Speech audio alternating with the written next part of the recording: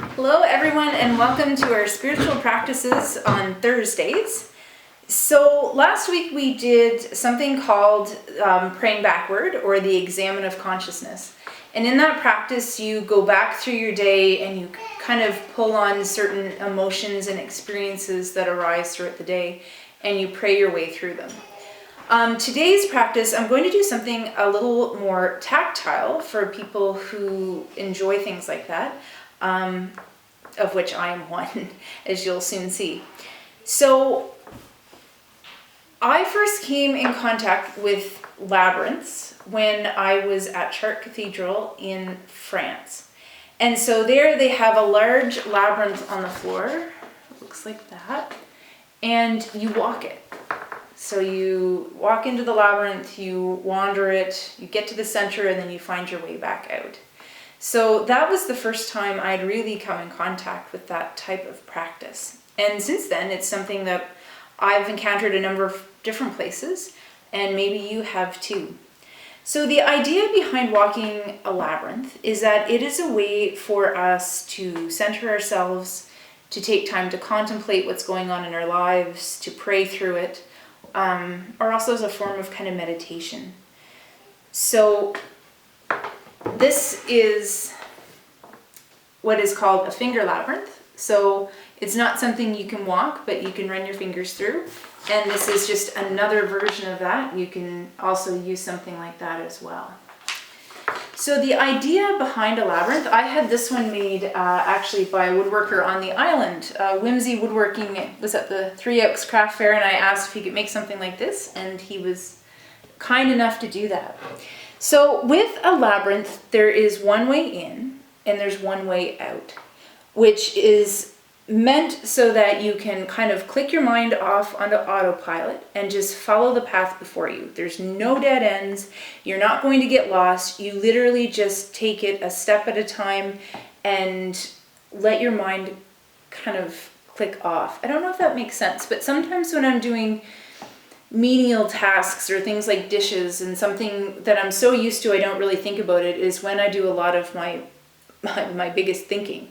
So this is another way to do that. So you enter into the labyrinth, and there's 4 steps. It's remember, release, receive, and return. So before you enter the labyrinth, you take a moment and you think about it, and you kind of gather your thoughts together. And if there's something that's really troubling you or an issue that's really bothering you, you can even kind of form a question around it, so that while you're walking the labyrinth, you're holding that question in your mind and you're in dialogue with God about it. So after you remember, you release. So you say, okay, I'm just going to walk this and I'm going to think about it. I'm just going to see what rises to the surface and what things kind of strike me through this process.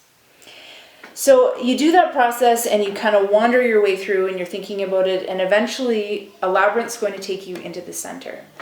And when you get to the center, it's meant to be a place where you sit for as long as you need to. So maybe by the time you get to the center, you've kind of thought your way through your question or your issues or your problem, and you're like, okay, I'm ready to go right back out. But sometimes we just need to sit here for a while and listen and think. So that's meant to be a place where we receive. And then after that, when we feel like we're ready to move back out again, we return. And so we go back out the same way we came in, and we go back out through the labyrinth. So I just really appreciate this. I'm someone whose mind wanders. I'm not great at prayer. I really struggle with it. And this is a way that I can kind of keep focused. So before I had this, I literally just used this. I could sit at my desk or anywhere really and work my way through it. So for you then, to kind of help you with this practice, if you're interested, on the resources tab on our website, I'm going to put up a copy of this labyrinth. And on the back of it, it just talks about how you can kind of prepare to walk the labyrinth. It's a little different from what I talked about, but it's the same idea. This was a resource that was shared with me about 15 years ago now, and I've held on to it since then. So I will have that up on the website if you're interested in trying it.